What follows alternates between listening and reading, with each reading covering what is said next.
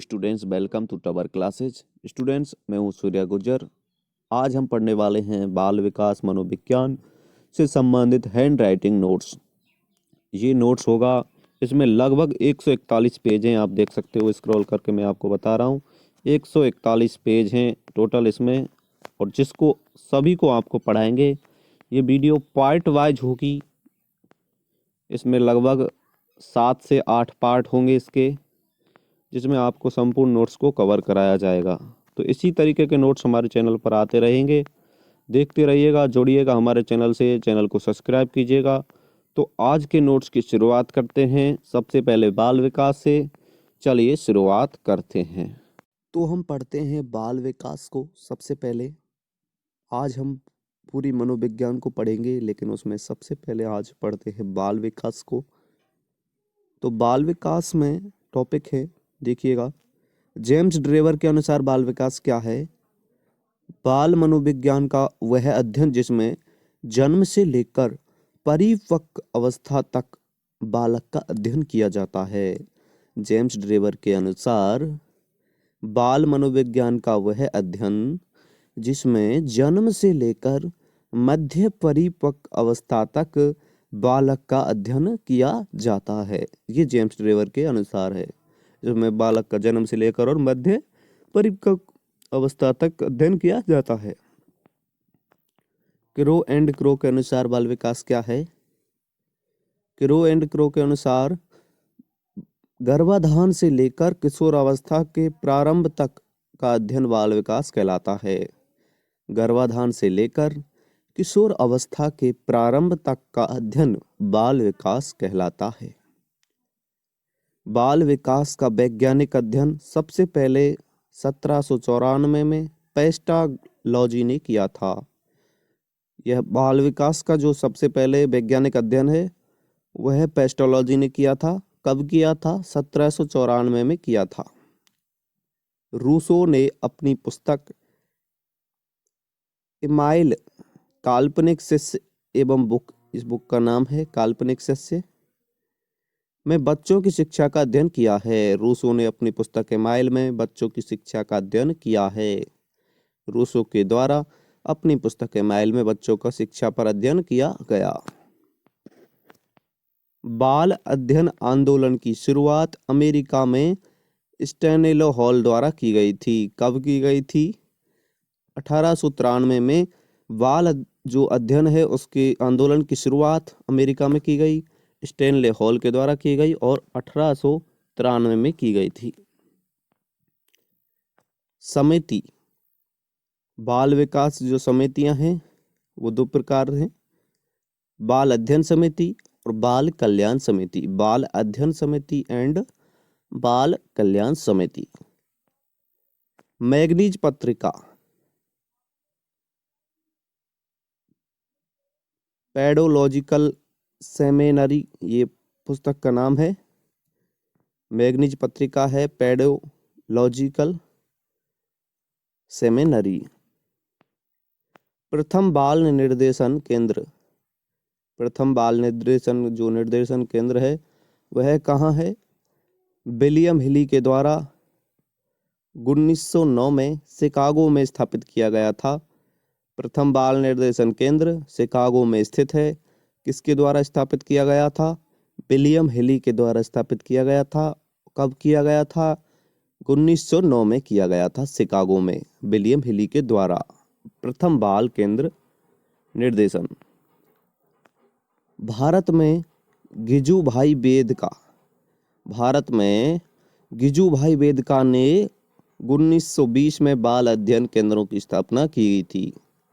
जो गिजुभाई वेदका ने, उन्होंने 1920 में भारत में बाल अध्ययन केंद्र की स्थापना की थी। बाल विकास के आयाम और क्षेत्र, बाल विकास के जो आयाम हैं और जो क्षेत्र हैं उनका अध्ययन हम करने वाले हैं। शारीरिक विकास, मानसिक विकास, सामाजिक विकास, नैतिक विकास, संवेगात्मक विकास, भावात्मक विकास और गामक विकास और सौंदर्यात्मक विकास। ये सभी विकास के एक आयाम हैं, क्षेत्र हैं, प्रकार हैं। सबसे पहले आप रिपीट कीजिएगा इसको। शारीरिक विकास होता है, मानसिक विकास होता है और सामाजिक विकास होता है। इन तीनों को तो आप अच्छी तरह जानते होंगे, शारीरिक, मानसिक एवं सामाजिक। इसके अलावा नैतिक विकास, संवेगात्मक विकास और भाषात्मक विकास और गामक विकास और सौंदर्यात्मक विकास, ये सभी विकास के क्षेत्र हैं। अभिवृद्धि। अभिवृद्धि क्या होती है? शरीर तथा उसके अवयवों में होने वाला मात्रात्मक परिवर्तन अवयवी कहलाता है। अभिवृद्धि कहलाता है शरीर तथा उसके अवयवों में होने वाला मात्रात्मक परिवर्तन अभिवृद्धि कहलाता है। जो शरीर है और उसके अवयव हैं उनमें जो परिवर्तन हो रहा है, मात्रात्मक परिवर्तन हो रहा है, वह अभिवृद्धि होगा। विकास। शरीर तथा मन में होने वाला सभी प्रकार का परिवर्तन विकास कहलाता है। शरीर तथा मन में होने वाला सभी प्रकार का परिवर्तन विकास कहलाता है। विकास में शामिल क्या है? अभिवृद्धि शामिल है, योग्यता शामिल है, परिपक्वता शामिल है, वातावरण शामिल है और अंतःक्रिया शामिल है। एक बार और रिपीट करते हैं। विकास शरीर तथा मन में होने वाली सभी प्रकार का परिवर्तन विकास होता है। शरीर में, मन में जो भी परिवर्तन होंगे वे सभी प्रकार के परिवर्तन विकास कहलाएंगे। विकास में जो शामिल होते हैं वो अभिवृद्धि शामिल होती है, योग्यता शामिल होती है, परिपक्वता शामिल होती है, वातावरण भी शामिल होता है और अंतःक्रिया भी शामिल होता है। इन सभी से मिलकर विकास जो होता है। हरलॉक के अनुसार क्या है विकास? विकास व्यक्ति में नवीन योग्यताओं और विशेषताओं को व्यक्त करता है। हरलॉक के अनुसार जो विकास है वो व्यक्ति में नवीन योग्यताओं और विशेषताओं को व्यक्त करता है। परिवर्तनों की वह श्रृंखला जो परिपक्वता और अनुभव के परिणाम स्वरूप होती है। परिवर्तनों की वह श्रृंखला जो परिपक्वता और अनुभव से परिणाम स्वरूप होती है। अभिवृद्धि और विकास में क्या अंतर है ये देखिएगा। अभिवृद्धि मात्रात्मक होती है और विकास मात्रात्मक प्लस गुणात्मक भी होता है। अभिवृद्धि मात्रात्मक होती है, विकास मात्रात्मक भी होता है और गुणात्मक भी होता है। निर्धारित समय अभिवृद्धि में निर्धारित समय होता है, लगातार जीवन पर्यंत तक चलता है। शारीरिक परिवर्तन भी होता है अभिवृद्धि में।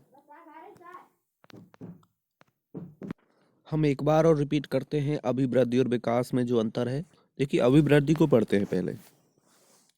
अभिवृद्धि मात्रात्मक होती है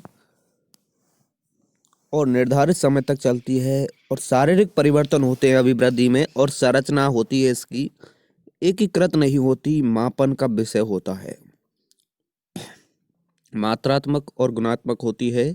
विकास मात्रात्मक प्लस गुणात्मक होती है जबकि अभिवृद्धि मात्रात्मक है। अभिवृद्धि है जो निर्धारित समय तक चलती है लेकिन विकास जीवन पर्यंत चलता है, लगातार चलता है। अभिवृद्धि में शारीरिक परिवर्तन होते हैं लेकिन विकास में सभी प्रकार के परिवर्तन होते हैं। अभिवृद्धि की संरचना होती है और विकास में संरचना प्लस कार्य भी होता है। एकीकृत नहीं होती है अभिवृद्धि जबकि विकास एकीकृत होता है। मापन का विषय होता है अभिवृद्धि जबकि मूल्यांकन का विषय होता है विकास। विकास के जो सिद्धांत हैं उनको हम पढ़ेंगे। विकास के जो सिद्धांत हैं वो किस प्रकार हैं? सबसे पहले है सतत विकास का सिद्धांत। यह हरलॉक के द्वारा दिया गया था। सतत विकास का सिद्धांत हरलॉक के द्वारा दिया गया था। विकास में जो विकास की गति में भिन्नता का सिद्धांत। सिर का विकास सबसे पहले तथा 2 वर्ष में विकास सबसे तेज हो जाता है। ये विकास की गति की भिन्नता का सिद्धांत है। इसके अनुसार सिर का विकास सबसे पहले होता है तथा 0 से 2 वर्ष में विकास सबसे तेज होता है। विकास की दिशा का सिद्धांत।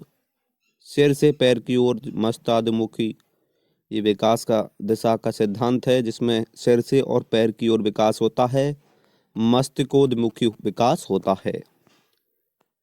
समान प्रति मापन का सिद्धांत।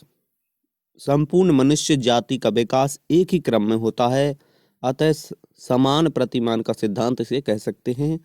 संपूर्ण मनुष्य जाति का विकास एक ही क्रम में होता है।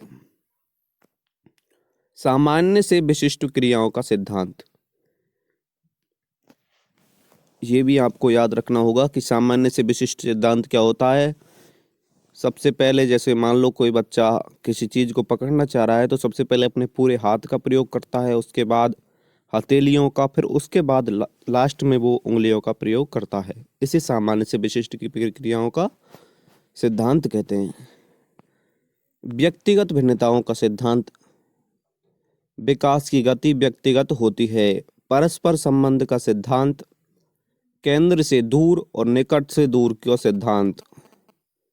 पेट की हड्डियों का विकास सबसे पहले, फिर धड़, पैर और हड्डियों का विकास होता है,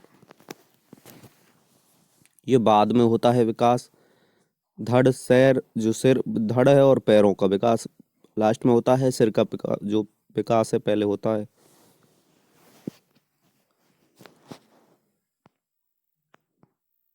वंशानुक्रम वातावरण की अनुक्रिया का सिद्धांत, वंशानुक्रम वातावरण की अनुक्रिया का सिद्धांत, अंतःक्रिया का सिद्धांत। अधिगम तथा परिपक्वता का सिद्धांत, अधिगम तथा परिपक्वता का सिद्धांत। वर्तुलाकार प्रकृति का सिद्धांत, विकास कभी भी रेखीय नहीं होता है, अब तो पूर्व अनुभवों से जोड़ते हुए वर्तुलाकार होता है, वर्तुलाकार का सिद्धांत हो जाएगा। उसके बाद है भेदात्मक विकास का सिद्धांत। लड़का या लड़की के विकास की अवस्था अलग अलग होती है, इसे भेदात्मक विकास कहते हैं। लड़का तथा लड़की के विकास की अलग अलग प्रक्रिया होती है, अवस्था अलग अलग होती है। एकीकरण का सिद्धांत, पहले संपूर्ण अंग का प्रयोग, फिर अंग के भागों का प्रयोग, अंत में दोनों में समन्वय स्थापित कर लेता है, इसे एकीकरण का सिद्धांत कहते हैं। विशेष विकास सामाजिक सांस्कृतिक परिवर्तनों से प्रभावित होता है। जो विकास है वो सामाजिक एवं सांस्कृतिक परिवर्तनों से प्रभावित होता है। लेव-वाइगोत्स्की के द्वारा ये कहा गया था कि विकास है वो सामाजिक एवं सांस्कृतिक परिवर्तनों से होता है। विकास को प्रभावित करने वाले कारक कौन कौन से हैं? वंशानुक्रम, ये विकास को प्रभावित करता है। बी.एन. झा के अनुसार जो वंशानुक्रम है जो विकास को प्रभावित करता है। वंशानुक्रम हमारी जन्मजात विशेषताओं का योग है। जो वंशानुक्रम होता है वह हमारी जन्मजात योग्यता विशेषताओं का योग होता है। वंशानुक्रम की जो प्रक्रिया है वो मात्रात्मक होती है, पित्रात्मक भी होती है, पितृकोश से भी होती है, मातृकोश से भी होती है। संयुक्त अपवाद होता है। 23 गुणसूत्र होते हैं, कुल 46 गुणसूत्र हो जाते हैं। 45 टर्नर सिंड्रोम और 47 डाउन सिंड्रोम, मंगोलिज्म जिसे कहते हैं। किल्टरफील्ड सिंड्रोम XX और Y, ये डबल होता है इसमें, ट्रांसजेंडर। आनुवांशिकता की वाहक जीन्स होते हैं। जो आनुवांशिकता के वाहक जीन्स होते हैं, क्रोमोसोम्स रहते हैं, एक निर्माण कोष में होता है। इनका निर्माण है जो कोई एक कोष में होता है। आनुवांशिकता के वाहक जो होते हैं वो जीन्स होते हैं। जीन्स को हम क्रोमोसोम कहते हैं। इनका निर्माण एक कोष में से ही होता है। वंशानुक्रम के जो नियम हैं वो इस प्रकार हैं। बीजकोष निरंतरता का नियम, प्रतिपादक इसके बीजमैन हैं। जो बीजकोष की निरंतरता का नियम है इसके प्रतिपादक बीजमैन हैं। बीजमैन के द्वारा बीजकोष की निरंतरता का नियम प्रतिपादित किया गया था। समानता का नियम, ये हम वंशानुक्रम के नियम पढ़ रहे हैं। अब है समानता का नियम, ये सॉरेसन्स के द्वारा दिया गया था। समानता का नियम सॉरेसन्स के द्वारा दिया गया था। विभिन्नता का नियम डार्विन के द्वारा दिया गया था। विभिन्नता का नियम डार्विन के द्वारा दिया गया था। प्रत्यागमन का नियम सॉरेसन्स व मेंडल के द्वारा दिया गया था। प्रत्यागमन का नियम विपरीत गुणों का पाया जाना, ये सभी प्रत्यागमन नियम के अनुसार होता है।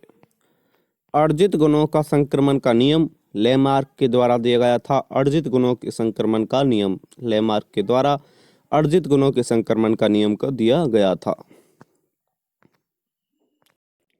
वर्ण संकर वंश सूत्रों का नियम मेंडल के द्वारा दिया गया था। इसने मटर पर प्रयोग किए और इन्होंने आधारभूत ये नियम पाया था कि वंश संकर होता है, वर्ण संकर होता है, वस्तु हमेशा अपने मौलिक स्वरूप की ओर अग्रसर होती है।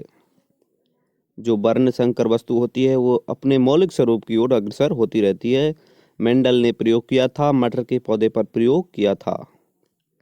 बायोमेट्री का नियम, बायोमेट्री का नियम क्या कहता है? फ्रांसीसी गाल्टन के द्वारा दिया गया था। बायोमेट्री का नियम गाल्टन के द्वारा दिया गया था। इसके अनुसार वंशानुक्रम में पूर्वजों का प्रभाव घटते हुए रूप में पड़ता है। जो पूर्वजों का प्रभाव है वो घटते हुए रूप में पड़ता है बायोमेट्री के अनुसार।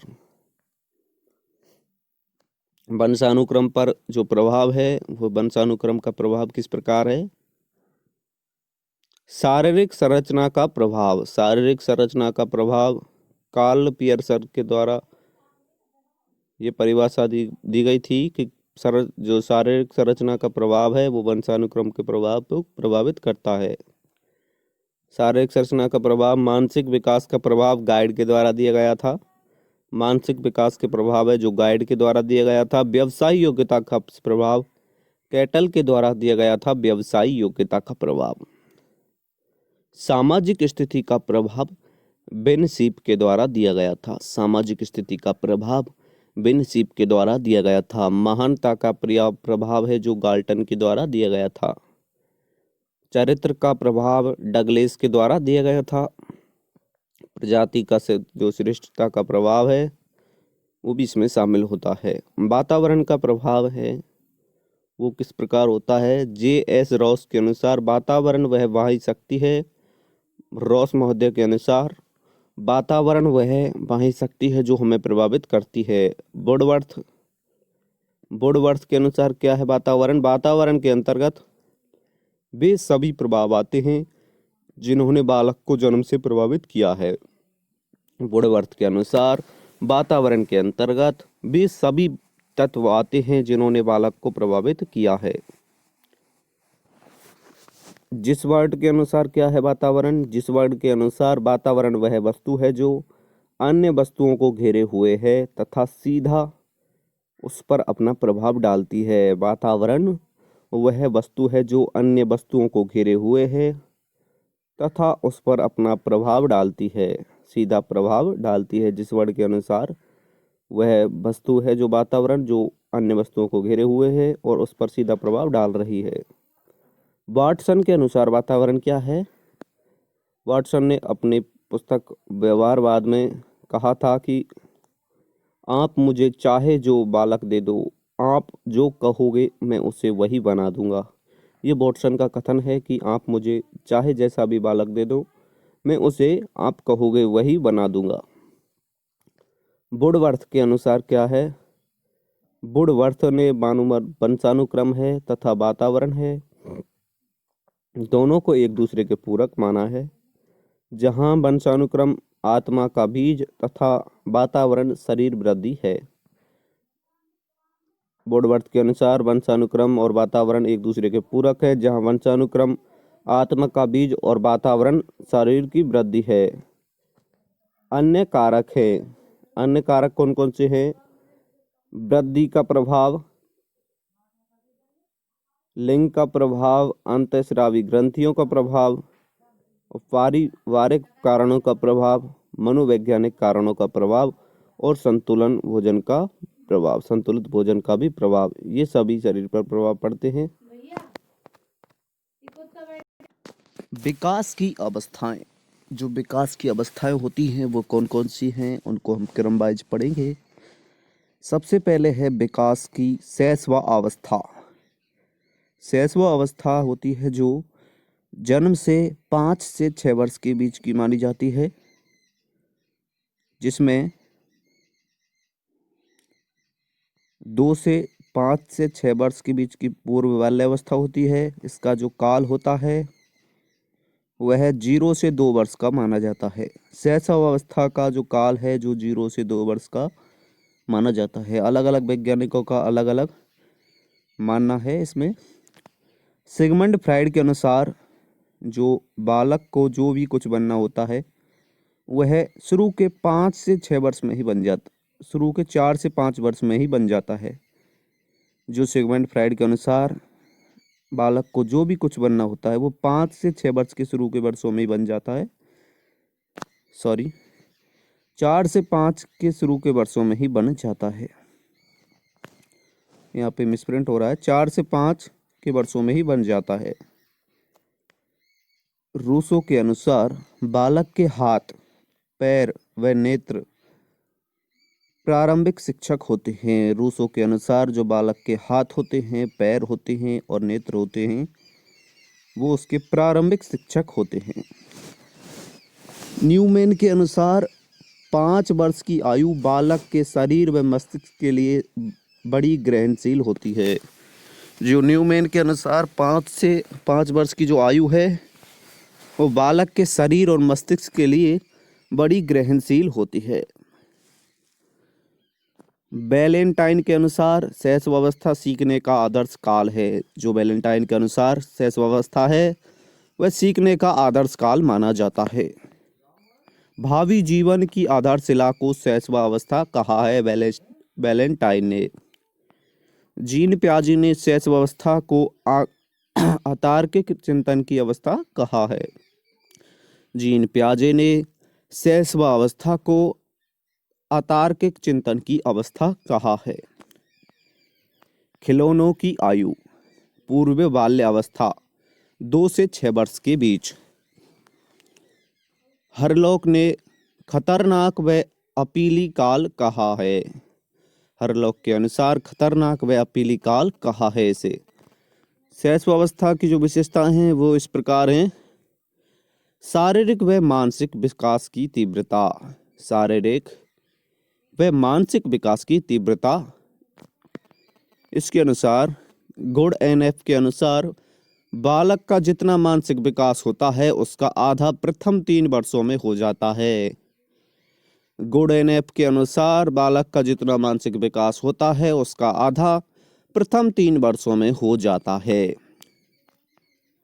काल्पनिक जगत में निवास, आत्म प्रेम, आत्म गौरव की प्रवृत्ति, नैतिकता का अभाव, दूसरों पर निर्भर रहने की प्रकृति, दूसरों पर निर्भर होने की प्रवृत्ति, एकांत व साथ रहने की प्रवृत्ति, संवेगों की स्पष्ट अभिव्यक्ति, दोहराने की प्रवृत्ति, मूल प्रवृत्तियों पर आधारित व्यवहार, जिज्ञासा की प्रवृत्ति, सीखने की प्रक्रिया में तीव्रता।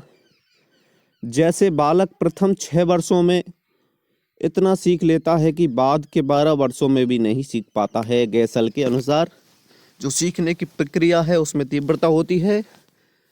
ये शैशवावस्था के दौरान बालक शुरू के 6 वर्षों में इतना सीख लेता है जो उसके बाद के 12 वर्षों में भी नहीं सीख पाता है। गैसल के अनुसार ये कहना है। काम प्रवृत्ति होती है शैशवावस्था के दौरान, अंगूठा चूसना व दांतों से काट लेना, ये सभी काम प्रवृत्ति के उदाहरण हैं। सामाजिकता का अभाव होता है शैशवावस्था में। ऐच्छिक क्रियाएं करना ये सभी शैशवावस्था के दौरान होता है। 17 से 18 माह के दौरान ऐच्छिक क्रियाएं करी जाती हैं बालक के द्वारा। उद्देश्यपूर्ण क्रियाएं करना, 2 वर्ष तक उद्देश्यपूर्ण क्रियाएं करता है। नकारात्मक व्यवहार करता है, लिंग की पहचान कर लेता है शैशवावस्था के दौरान। शैशवावस्था में बालकों के लिए जो शिक्षा है वो किस प्रकार है। उचित वातावरण में उचित व्यवहार, मातृभाषा में शिक्षा होनी चाहिए, चित्र व कहानियों के माध्यम से शिक्षा दी जानी चाहिए, वास्तविक वस्तुओं के माध्यम से शिक्षा दी जानी चाहिए, सामाजिक व नैतिक मूल्यों की शिक्षा दी जानी चाहिए, जिज्ञासा और मूल प्रवृत्तियों की संतुष्टि होनी चाहिए, क्रिया व खेल विधि का प्रयोग करना चाहिए, आत्मनिर्भरता की शिक्षा देनी चाहिए। ये सभी शैशवावस्था के दौरान करना चाहिए। अब है बाल्य अवस्था। इसका समय होता है 6 से 12 वर्ष, 6 से 9 वर्ष का संचय काल और 10 से 12 वर्ष का परिपक्व काल। परिणाम क्या हैं, अवधारणाएं क्या हैं? फायर्ड ने बताया है कि जीवन का निर्माण काल इसे कहा जाता है। फायर्ड महोदय ने जीवन का निर्माण काल बताया है बाल्य अवस्था को। रॉस महोदय ने मिथ्या परिपक्वता का काल कहा है बाल्य अवस्था को। रॉस महोदय के अनुसार मिथ्या परिपक्वता का काल बाल्य अवस्था को माना है। कॉल ब्रुस के अनुसार अनोखा काल कहा जाता है बाल्य अवस्था को। कॉल ब्रुस के अनुसार अनोखा काल है बाल्य अवस्था। किलपैट्रिक के अनुसार प्रतिद्वंदात्मक व सामाजिकरण का काल कहा जाता है। किलपैट्रिक के अनुसार इसे प्रतिद्वंदात्मक व सामाजिकरण का काल कहा जाता है। विद्यालय की आयु 6 से 10 वर्ष प्लेयर जॉइंस होता है।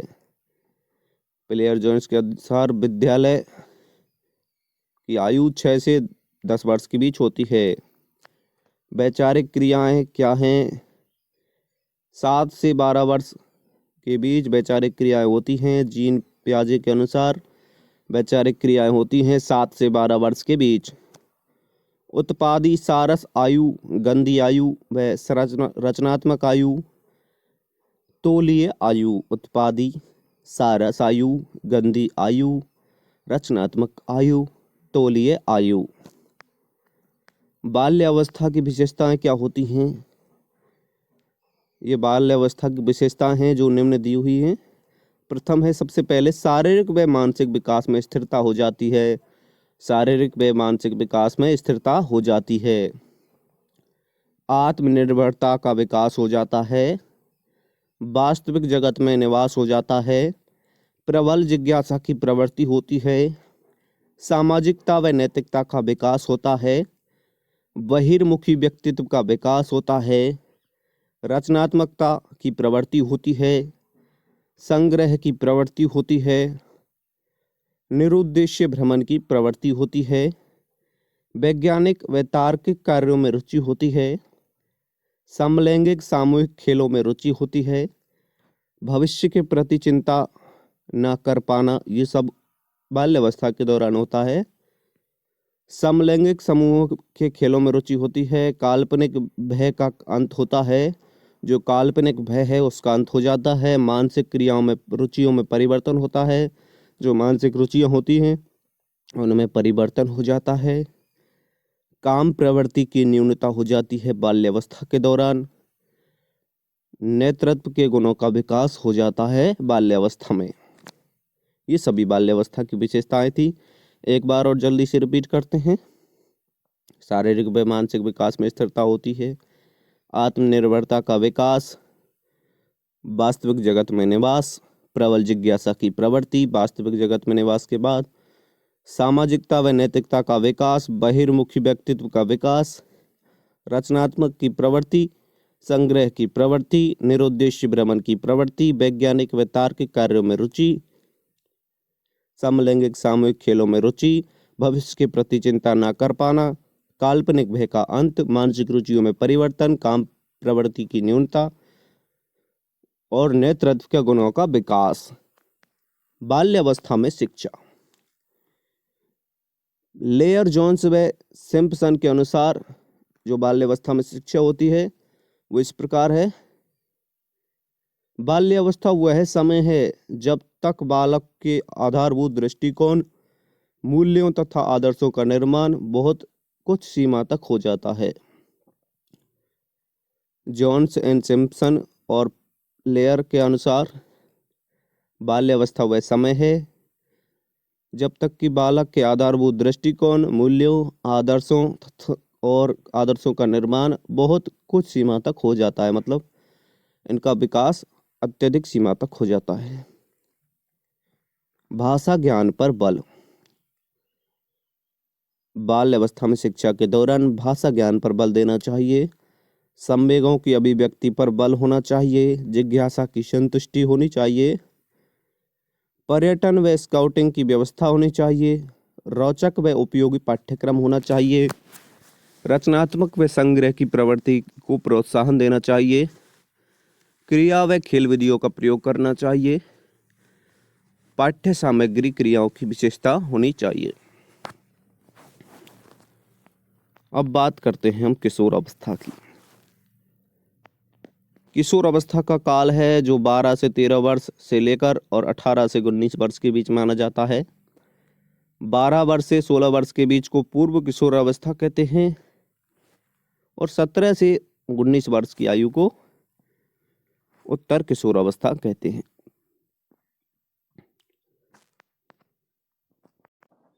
एडोलोसेंस शब्द की उत्पत्ति लैटिन भाषा के एडोलेसियर शब्द से हुई है, जिसका अर्थ होता है परिपक्वता की ओर। जो एडोलसेंस शब्द है उसकी उत्पत्ति लैटिन भाषा के शब्द एडोलेसियर शब्द से हुई है, जिसका अर्थ होता है परिपक्वता की ओर। स्टैनले हॉल के अनुसार किशोर अवस्था तूफान, तनाव, संघर्ष की अवस्था है। स्टैनले हॉल के अनुसार जो किशोर अवस्था होती है वो तनाव, तूफान एवं संघर्ष की अवस्था होती है। किशोर अवस्था एक नया जन्म है। स्टैनले हॉल के अनुसार जो किशोर अवस्था है वह एक नया जन्म माना जाता है। जो तूफान, तनाव और संघर्ष की अवस्था भी माना जाता है। किलपैट्रिक के अनुसार क्या है किशोर अवस्था की परिभाषा? किलपैट्रिक के अनुसार किशोर अवस्था जीवन का सबसे कठिन काल होता है। किलपैट्रिक के अनुसार जो किशोर अवस्था है वो जीवन का सबसे कठिन काल माना जाता है। विग व हंट के अनुसार किशोर अवस्था को व्यक्त करने वाला एक ही शब्द है जिसे परिवर्तन कहते हैं। किशोर अवस्था को व्यक्त करने वाला एक ही शब्द है परिवर्तन। जीन पियाजे ने क्या कहा है किशोर अवस्था के बारे में? किशोर अवस्था महान आदर्शों तथा वास्तविकता से अनुकूल समय है। जो किशोर अवस्था होती है वो महान आदर्शों तथा वास्तविकताओं के अनुकूल समय होता है। जरसील्ड के अनुसार किशोर अवस्था वह अवस्था है जब विचारशील व्यक्ति बाल्य अवस्था से परिपक्व अवस्था की ओर अग्रसर होता है। जरसील्ड के अनुसार किशोर अवस्था वह अवस्था है जब विचारशील व्यक्ति बाल्य अवस्था से परिपक्व अवस्था की ओर अग्रसर होता है। हेडो कमेटी के अनुसार 11 से 12 वर्ष की आयु में बालक नशे में एक तूफान उठता है।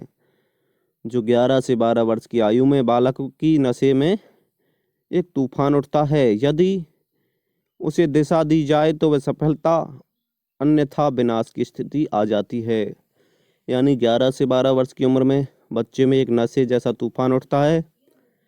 अगर उसे सही दिशा दी जाए तो वह सफलता की ओर जाता है, अगर उसे सही दिशा नहीं दी जाए तो वह विनाश की ओर जाता है।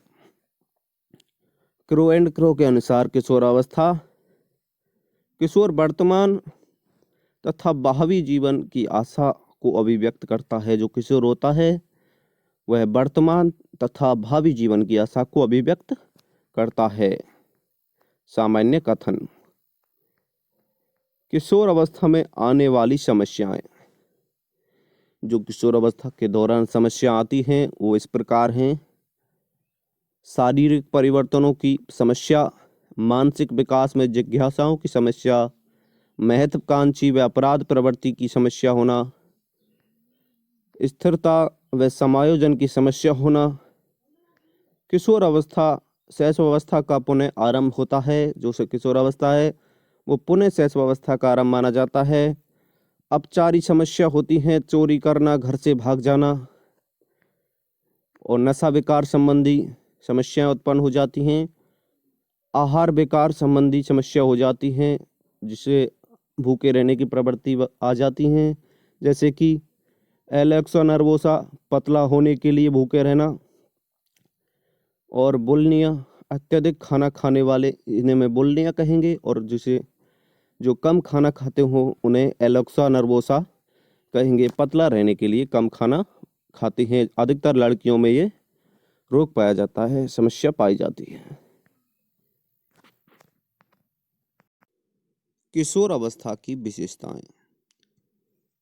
अधिकतम शारीरिक व मानसिक विकास होता है। दिवा स्वप्न अर्थात दिन में सपने देखने की प्रवृत्ति होती है। व्यक्तिगत व घनिष्ठता का मित्रता होती है, जो व्यक्तिगत एवं घनिष्ठ मित्रता होती है।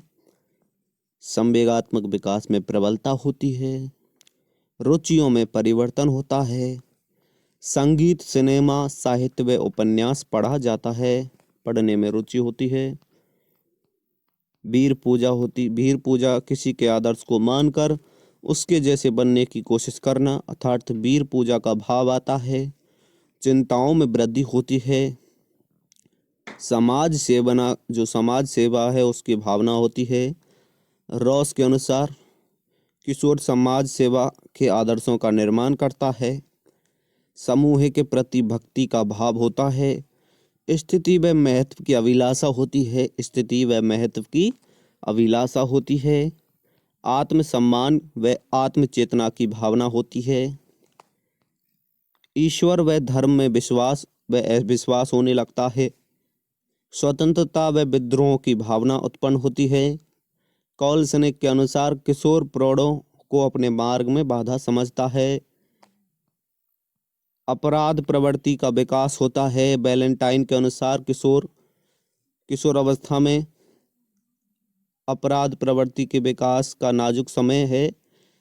किशोर अवस्था अपराध प्रवृत्ति का नाजुक समय है। वैलेंटाइन के अनुसार काम प्रवृत्ति की अभिलाषा होती है। आत्म प्रेम, समलिंगी प्रेम और विषमलिंगी प्रेम। अहम भाव, काल्पनिक श्रोता, स्वयं की कमी की ओर बार बार ध्यान जाना। व्यक्तिगत दंतकथा, स्वयं के प्रति यह भाव कि कोई मुझे समझ नहीं सकता। किशोर अवस्था में जो बालकों की शिक्षा होती है वो इस प्रकार है। शारीरिक विकास की शिक्षा दी जाती है। मानसिक विकास की शिक्षा दी जानी चाहिए। संवेगात्मक विकासों का प्रशिक्षण, उदात्तीकरण विधि का प्रयोग होना, सामाजिक व नैतिक मूल्यों की शिक्षा, निरंतर निर्देशन व परामर्श की शिक्षा, अभिप्रेरणा का प्रयोग, जीवन कौशल की शिक्षा, व्यावसायिक शिक्षा, जीवन दर्शन की शिक्षा अर्थात कर्तव्य तथा अधिकारों का ज्ञान होना, उत्तरदायित्व का पूर्ण कार्य सौंपना। किशोर अवस्था के लिए जो किशोर के व्यक्तित्व का आदर करना, आदर करना और लोकतांत्रिक व्यवहार करना, संबंधों का प्रशिक्षण देना। किशोर अवस्था के बाद विकास के जो सिद्धांत है वो इस प्रकार हैं। आकस्मिक विकास का सिद्धांत स्टैनले हॉल के व एडोलसेंस के अनुसार 1904 में आकस्मिक विकास का सिद्धांत दिया गया था। स्टैनले हॉल व एडोलसेंस के अनुसार 1904 में आकस्मिक विकास का सिद्धांत दिया गया था। क्रमिक विकास का सिद्धांत थॉर्नडाइक व किंग व हॉलिंगवर्ग ने दिया था। क्रमिक विकास का सिद्धांत थॉर्नडाइक, किंग व हॉलिंगवर्ग ने। मनोलैंगिक सिद्धांत फ्रायड के द्वारा दिया गया था। मनोसामाजिक विकास का सिद्धांत एरिक एरिक्सन के द्वारा दिया गया था। मनोसामाजिक विकास का सिद्धांत। मानव शास्त्रीय सिद्धांत मार्गरीड मिडरूथ वेनडिक्ट के द्वारा दिया गया था। मानव शास्त्रीय सिद्धांत मार्गरीड मिडरूथ वेनडिक्ट के द्वारा। विशेष क्या है इसमें? हेविंग हर्स्ट ने किशोर अवस्था का विकासात्मक कार्य सिद्धांत दिया। हेविंग हर्स्ट ने किशोर अवस्था का विकासात्मक कार्य का सिद्धांत दिया तथा जेम्स मार्सिया ने पहचान संकट का अध्ययन का प्रतिपादन किया। पहचान के संकट का अध्ययन का प्रतिपादन किया जेम्स मार्सिया ने। किशोर अवस्था के दौरान जो शारीरिक विकास होता है वो इस प्रकार है। इसके अलावा शैशवावस्था, बाल्यावस्था व किशोर अवस्था का जो शारीरिक विकास की एक सारणी दी हुई है। सबसे पहले देखते हैं भार। भार में देखते हैं शैशवावस्था के दौरान जो भार होता है वो 7 पाउंड के लगभग होता है। बाल्यावस्था में 80 से 95 पाउंड के लगभग हो जाता है।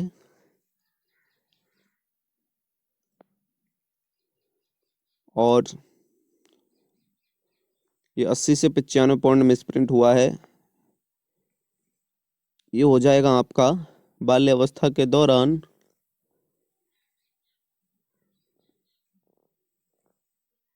यहाँ पे मिसप्रिंट हुआ है,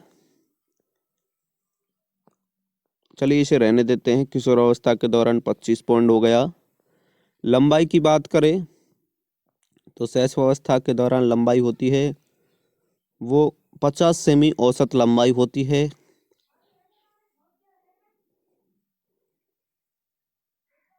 और बाल्यावस्था में 2 से 3 इंच होती है।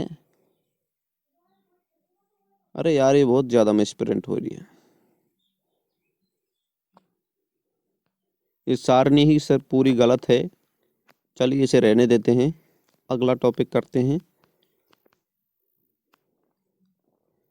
शारीरिक विकास को प्रभावित करने वाले कारक।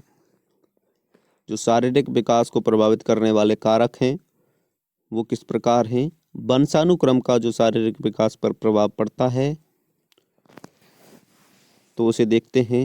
वंशानुक्रम, माता पिता के जैसा रंग रूप और लंबाई का होना, ये वंशानुक्रम का प्रभाव होगा। जैसे माता पिता वैसे ही बच्चों के रंग रूप होंगे। अंतःस्रावी ग्रंथियां, पीयूष ग्रंथि व एड्रिनल ग्रंथियों के द्वारा शारीरिक विकास पर प्रभाव पड़ता है। हम जानते हैं पीयूष ग्रंथि लंबाई बढ़ाती है, तो उस ग्रंथि का जितना हार्मोन स्राव होगा उतना ही शारीरिक विकास लंबाई में अधिक होगा। ये प्रभाव पड़ता है अंतःस्रावी ग्रंथियों का। अब बात करते हैं संतुलित भोजन की। संतुलित भोजन का प्रभाव विशेष रूप से पड़ता है। अच्छा खाना खाओगे तो अच्छा विकास होगा शरीर का। दिनचर्या का भी प्रभाव पड़ता है। समय से कार्य करना, समय से व्यायाम करना इत्यादि दिनचर्या का विशेष प्रभाव पड़ता है। नहाना धोना। शारीरिक विकास पर विद्यालय व अध्यापक का सबसे कम प्रभाव पड़ता है। जो शारीरिक विकास होता है उस पर विद्यालय व अध्यापक का सबसे कम प्रभाव पड़ता है।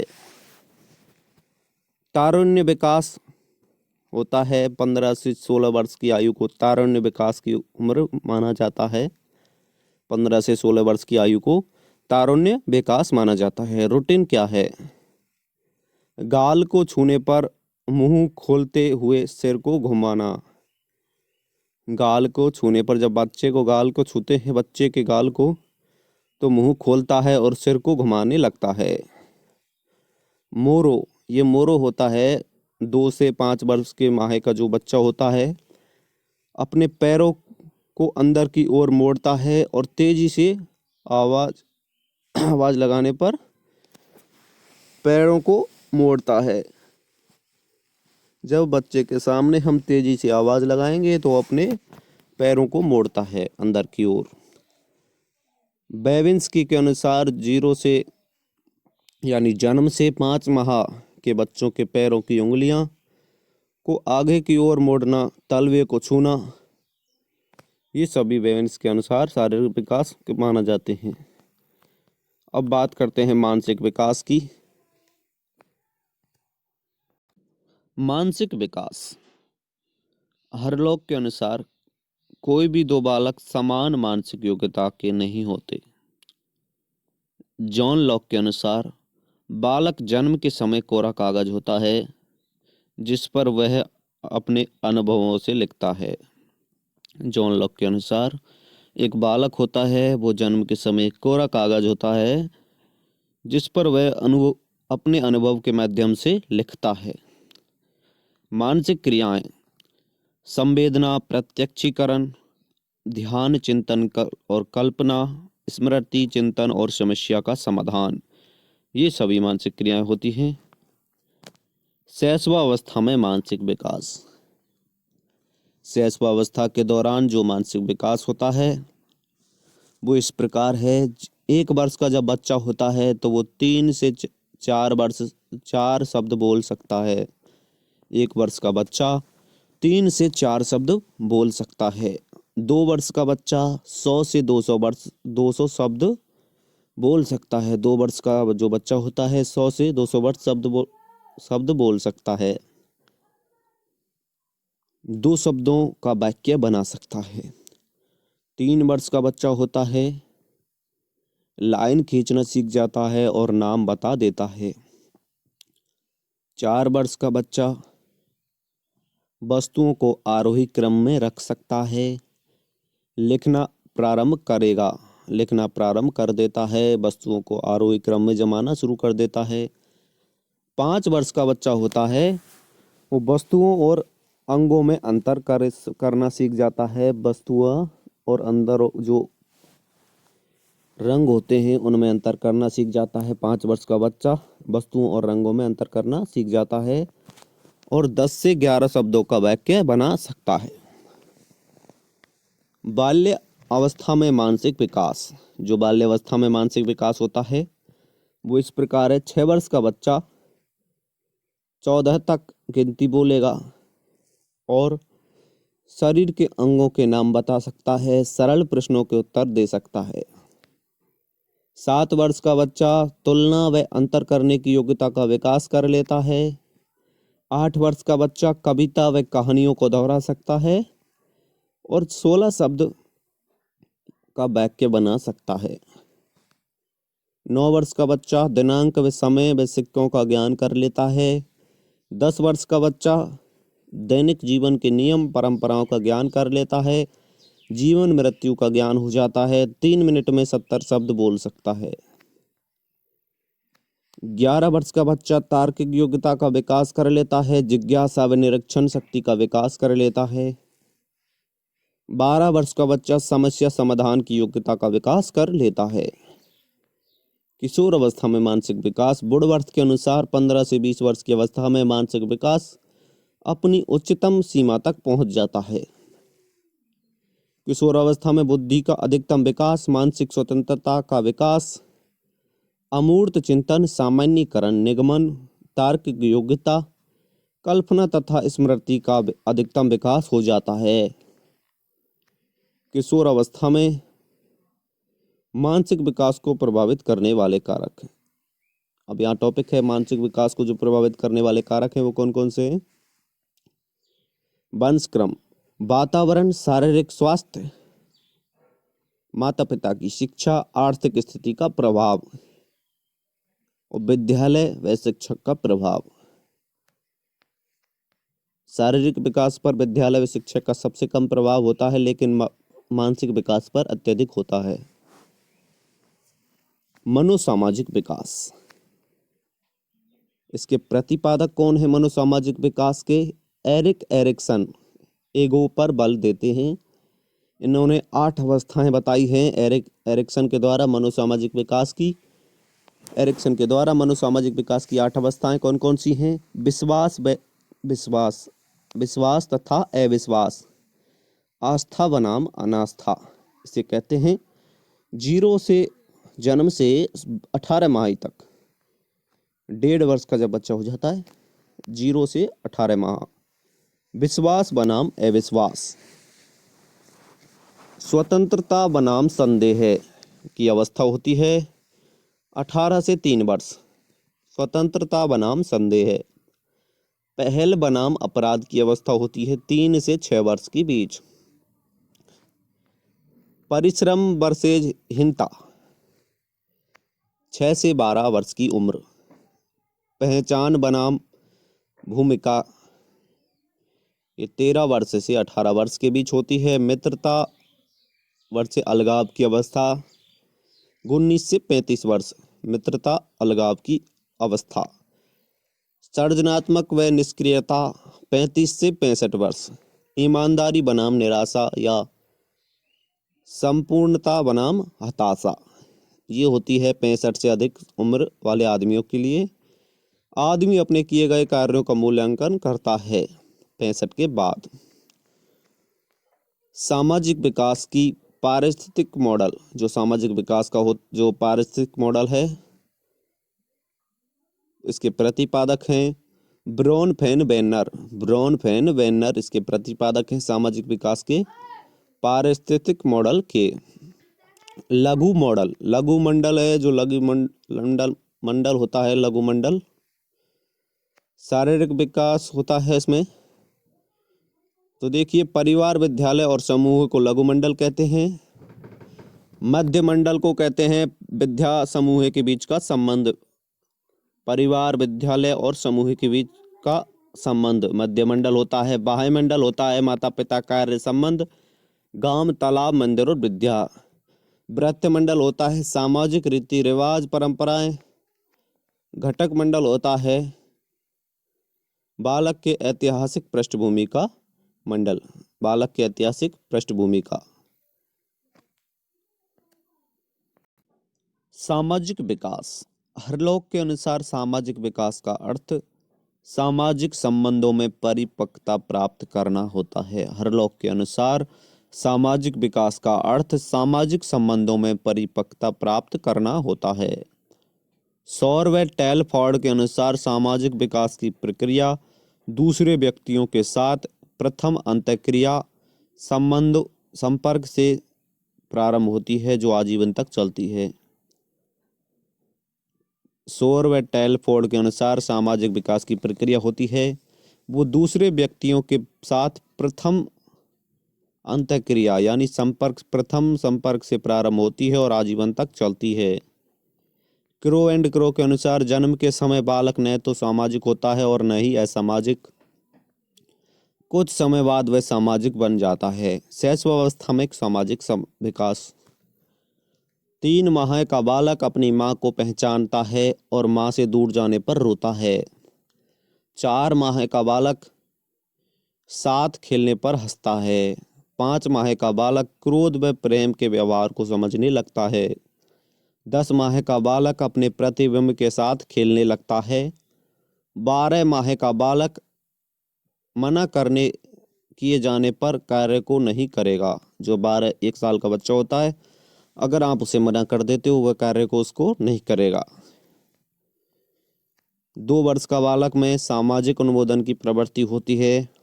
3 वर्ष के बालक दूसरे बच्चों के साथ खेलने व संबंध बनाने प्रारंभ कर देते हैं। सामाजिकता का प्रारंभ 3 वर्ष की आयु से शुरू हो जाता है। सहानुभूति व समानुभूति प्रतिस्पर्धा का भाव 4 वर्ष के बालक में पाया जाता है। 5 वर्ष का बालक वस्तुओं की लेन देन करने लगता है तथा उसके अंदर भाई बहन की रक्षा का भाव पैदा हो जाता है। बाल्यावस्था में सामाजिक विकास। बाल्यावस्था में सामाजिक विकास सर्वाधिक विकास होता है, जैसे सहयोग करना, समूह समायोजन, बड़ों का सम्मान करना, टोली का सदस्य, सामाजिक सूझ का विकास, सामाजिक प्रतिस्पर्धा और लैंगिक अलगाव, सुझाव ग्रहण करने की प्रवृत्ति। किशोर अवस्था में सामाजिक विकास। क्रो के अनुसार 11 से 12 वर्ष की आयु में बालक के अनुरूप दृष्टिकोण में सामाजिक संबंधों में परिवर्तन होने लगता है। किशोर अवस्था जटिल सामाजिकरण की अवस्था है। सामाजिक चेतना व सामाजिक परिपक्वता का विकास होता है। समाज सेवा व बलिदान की भावना उत्पन्न होती है। नेतृत्व के गुणों का विकास होता है। समूह का सक्रिय सदस्य बन जाता है। लैंगिक चेतना का विकास होता है। किशोर अवस्था में सामाजिक परिपक्वता का जो मापन है वो एडगर डॉल ने दिया था। किशोर अवस्था में जो सामाजिक परिपक्वता का मापन एडगर डॉल ने दिया था। सामाजिक विकास को प्रभावित करने वाले कारक कौन कौन से हैं? वंशानुक्रम सामाजिक विकास को प्रभावित करता है। शारीरिक व मानसिक स्वास्थ्य का प्रभाव भी शारीरिक व मानसिक स्वास्थ्य होता है उसका प्रभाव सामाजिक विकास को प्रभावित करता है। वंशानुक्रम भी प्रभावित करता है। संवेगात्मक स्वास्थ्य का विकास। क्रो के अनुसार सामाजिक व संवेगात्मक विकास साथ साथ चलते हैं। परिवार का प्रभाव भी सामाजिक विकास को प्रभावित करता है। पेस्टालॉजी ने परिवार को बालक की प्रथम पाठशाला कहा है। पेस्टालॉजी ने परिवार को बालक की प्रथम पाठशाला कहाँ है? विद्यालय व शिक्षक का प्रभाव। ओटापे ने विद्यालय को सामाजिक आविष्कार कहा है। ओटापे ने विद्यालय को सामाजिक आविष्कार कहा है। खेल का मैदान। स्किनर व हैरीमैन ने खेल के मैदान को निर्माण स्थल कहा है। स्किनर व हैरीमैन ने खेल के मैदान को निर्माण स्थल कहा है। लिंग का प्रभाव। लिंग का प्रभाव भी सामाजिकरण को प्रभावित करता है। सामाजिकरण क्या है? ये क्वेश्चन है आपके लिए। समाज के निम्न जो नियम हैं, आदर्श हैं, उन परंपराओं के अनुकूल अपने आप को बना लेना सामाजिकरण कहलाता है। समाज के नियम, परंपराओं व अनुकूल जो भी आदर्श हैं, उनके अनुकूल अपने आप को बना लेना ही सामाजिकरण होता है। समाज के नियम, आदर्श और परंपराओं के अनुकूल अपने आप को बना लेना सामाजिकरण होता है। दोस्तों, वीडियो कैसी लगी लाइक, शेयर एंड सब्सक्राइब करें। चलिए अगले क्वेश्चन में। संवेगात्मक विकास। इमोशन। संवेगात्मक को जो संवेग होता है उन्हें इमोशन कहते हैं। इमोशन शब्द की उत्पत्ति लैटिन भाषा के एमोवेयर से हुई है। इमोशन शब्द की उत्पत्ति लैटिन भाषा के एमोवेयर से हुई है, जिसका अर्थ होता है उत्तेजित हो जाना। वुडवर्थ के अनुसार संवेग व्यक्ति की उत्तेजित दशा होती है। वुडवर्थ के अनुसार जो संवेग होते हैं वे व्यक्ति की उत्तेजित दशा होती है। जरसील्ड जरसील्ड के अनुसार क्या है संवेग? किसी आवेग व उत्तेजित हो जाने तथा भड़क जाने की अवस्था को संवेगात्मक विकास कहते हैं। किसी आवेग तथा उत्तेजित हो जाने तथा भड़क जाने की अवस्था संवेगात्मक विकास कहलाती है, जरसील्ड के अनुसार। रॉस के अनुसार संवेग चेतना की अवस्था है जिसमें भावात्मक तत्व की प्रधानता होती है। संवेग चेतना की वह अवस्था है जिसमें भावात्मक तत्व की प्रधानता होती है। संवेगात्मक विशेषताएं। संवेग सार्वभौमिक होते हैं। संवेग अंतर्मुखी होते हैं। संवेग शारीरिक व मानसिक स्थिति में परिवर्तन करते हैं। संवेग सुखात्मक व दुखात्मक दोनों प्रकार के होते हैं। संवेगों का संबंध मूल प्रवृत्तियों से होता है। विशेष मूल प्रवृत्तियों का प्रतिपादन। मैक्डूगल ने मूल प्रवृत्तियों को मानव व्यवहार का चालक कहा है। मैक्डूगल ने मूल प्रवृत्तियों को मानव व्यवहार का चालक बताया है। मूल प्रवृत्तियां जन्मजात होती हैं, ये नष्ट नहीं होती, इनमें संशोधन हो जाता है। मूल प्रवृत्तियों के 3 पक्ष होते हैं, ज्ञानात्मक, भावात्मक एवं क्रियात्मक। ज्ञानात्मक, भावात्मक एवं क्रियात्मक। मूल प्रवृत्ति और उनसे संबंधित संवेग दिए हुए हैं। पलायन, पलायक से संबंधित है भय। युद्ध प्रियता, युद्ध प्रियता से संबंधित है क्रोध। निर्वृति, निर्वृति से संबंधित है घृणा। शिशु रक्षा, वात्सल्य। संवेदना, दुख। काम, कामुकता, जिज्ञासा, आश्चर्य। आत्महीनता, अधीनता का भाव। आत्म प्रदर्शन, घमंड। सामूहिकता, एकाकी भाव। भोजन अन्वेषण, भूख। रचनात्मकता, कृति भाव। संग्रह प्रवृत्ति, लोभ। हास्य, आमोद। ये 14 जो संवेग बताए हैं और मूल प्रवृत्तियां बताई हैं। शैशवावस्था में संवेगात्मक विकास। संवेग अस्थायी, स्वाभाविक व हिंसात्मक होते हैं। संवेग होते हैं वो अस्थायी होते हैं, स्वाभाविक होते हैं और हिंसात्मक होते हैं। संवेगों की गति आरंभ में तेज होती है, बाद में धीमी हो जाती है। वॉटसन के अनुसार शैशवावस्था में भय, क्रोध व प्रेम मुख्य संवेग होते हैं। शैशवावस्था में वॉटसन के अनुसार भय, क्रोध और प्रेम मुख्य संवेग होते हैं। ब्रिजेज के अनुसार जन्म के समय कोई भी संवेग नहीं होता, केवल उत्तेजना होती है, लेकिन 2 वर्ष तक सभी संवेगों का विकास हो जाता है। ब्रिजेज के अनुसार जन्म के समय कोई संवेग नहीं होता, केवल उत्तेजना होती है, लेकिन 2 वर्ष की उम्र में सभी संवेगों का विकास हो जाता है। 3 महीने की उम्र में क्या होता है? 0 यथा दुख, आनंद। 3 वर्ष की उम्र में व्यथा और आनंद संवेग होते हैं। 6 महीने की उम्र में भय, प्रेम और घृणा और क्रोध। 12 महीने में उल्लास और अनुराग। 18 महीने में ईर्ष्या और 24 महीने में हर्ष, उल्लास और आमोद। ये सभी विकसित हो जाते हैं 2 वर्ष की उम्र तक। बाल्यावस्था में संवेग का विकास होता है। बालक अपने समूहों का जो संवेग होते हैं उनका दमन कर लेता है। संवेग नियंत्रण की अवस्था में होते हैं। अस्थायी भावों का निर्माण जो स्थायी भाव होते हैं उनका निर्माण होता है। आत्मसम्मान और आदर का भाव होता है। बालक के संवेगों पर शिक्षक व विद्यालय का सर्वाधिक प्रभाव पड़ता है। बालक के संवेगों पर शिक्षक व विद्यालय का सर्वाधिक प्रभाव पड़ता है। उपनाम से पुकारना व चूमा जाना पसंद नहीं होता। किशोर अवस्था में संवेगात्मक विकास। कॉर्ल और ब्रुस के अनुसार किशोर अवस्था के आगमन का मुख्य लक्षण संवेगात्मक विकास में अत्यधिक तेजी परिवर्तन है। कॉर्ल ब्रुस के अनुसार किशोर अवस्था में आगमन का मुख्य लक्षण संवेगात्मक विकास में अत्यधिक तेज परिवर्तन है। बालक के संवेग यहाँ पर सर्वाधिक अनियंत्रित हो जाते हैं। बालक में अमूर्त संवेग पाए जाते हैं।